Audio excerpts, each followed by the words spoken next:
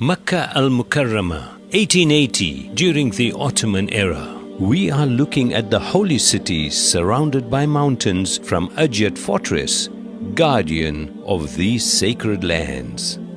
The Ottomans did not even hoist their own flag on Adyat Fortress out of respect towards the most ancient masjid of the world, Masjid al-Haram, for they were always conscious that they were merely servants of these lands. We are now taking you to the Masjid al-Haram of 1880. The construction of the Holy Ground, whose first architectural drawings were made by architect Sinan, was completed according to the style during the reign of Sultan Murad III in 1576. In the later years, the sultans made every effort to make sure Hajj was performed in the most appropriate method. If we pay close attention, we can see that all the buildings in the vicinity were built observing a sensitivity, making sure that none overshadowed Kaaba al-Muazzama. Now we see the Ottoman porticos. This is surrounded by the ribats, where the pilgrims who had no financial means could stay for free.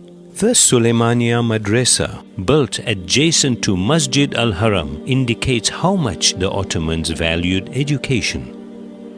Now we are viewing the Holy Masjid from the side where our Prophet ﷺ used to enter.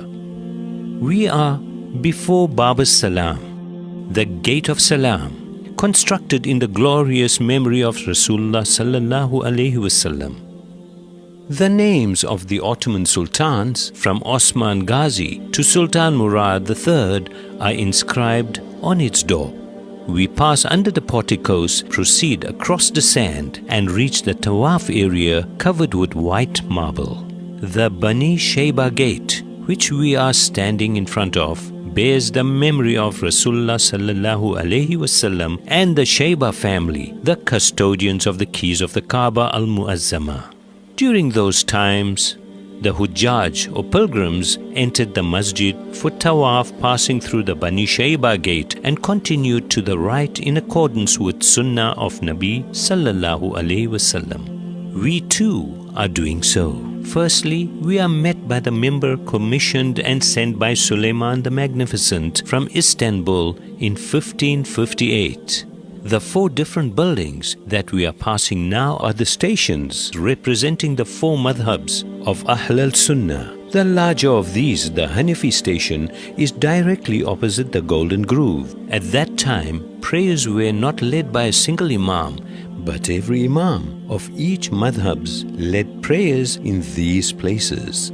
The Tawaf area was surrounded by oil lamps to facilitate evening prayers. By virtue of the love of these holy places, rose oil was used in these oil lamps. As we move from the corner of Al-Sham to the corner of Yemen, by passing the Maliki and Hanbali stations, we are right opposite Hajar al-Aswad. The ruby from paradise, sent down to earth together with Adam alayhi salam. This is the starting point of Tawaf.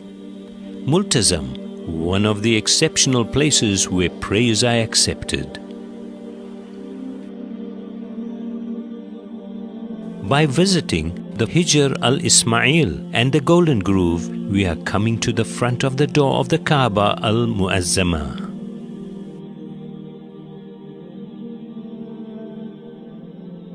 The wooden staircase, which was specially made in India from the savan tree, was only used when entering inside. Its inscription contains the date of 1824.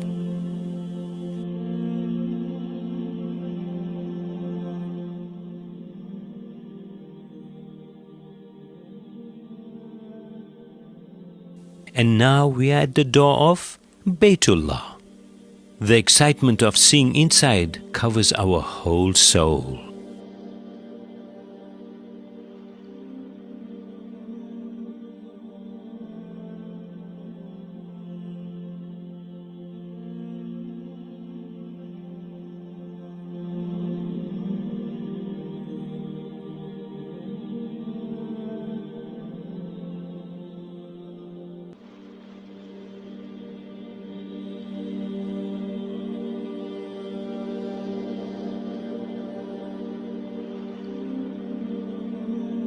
by remembering Ibrahim alayhi salam, the constructor of Kaaba Al Mukarramah, we are passing towards Maqam Ibrahim, mentioned in 2 places in the Holy Quran. This place is one of the most important sections of Masjidul Haram, where the footprint of Ibrahim alayhi salam miraculously remained on the stone. The area with its open sides near Maqam Ibrahim is the Shafi station. In this hot climate, undoubtedly, Zamzam water is a lifesaver. We are leaving the Shaiba gate and moving on to the Zamzam building. The Ottomans built the first structure over the Zamzam al-Sharif well in 1517 and decorated its wall with ayahs and hadith relating to Zamzam. The well of Zamzam was surrounded by a silver fence, a gift from the Ottoman Sultan Ahmed I.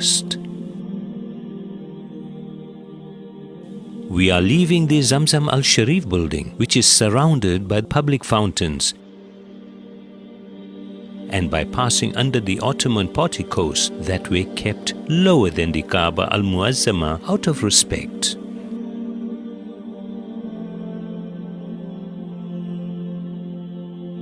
We are coming to the Sa'i area. We are at the starting point of Sa'i on Safa Hill. Rasulullah sallallahu alayhi wasallam climbed up to Safa Hill on the first day he started to preach Islam openly and gathered all the Quraysh around this hill. The Sa'i area is located inside the Ibrahim Valley, which opens to the direction of Arafat, Muzdalifah and Mina, where Hajj is performed. Carrying many memories from the Asr as-Sada, this field, which is 20 meters wide and 394 meters long, was a place independent of Masjid al-Haram and integrated with the city life at that time. It was left uncovered and untouched in order to understand the hardship that Mother Hazrat Hajar faced and to feel a bit of what she was going through. Viewing the city from Marwa, the end point of the Sa'i, we are moving on to the neighborhood and the house where Rasulullah sallallahu alaihi wasallam honored the world with his joyous birth.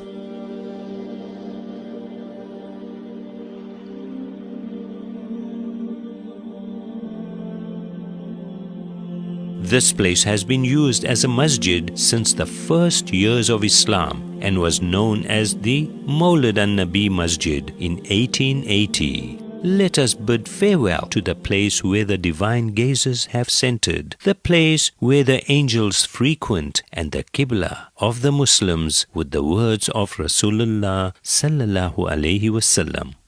O Makkah, you are surely the best of places created by Allah, and you are the most beloved to Allah. Shukran and Assalamu alaikum wa rahmatullahi wa barakatuh.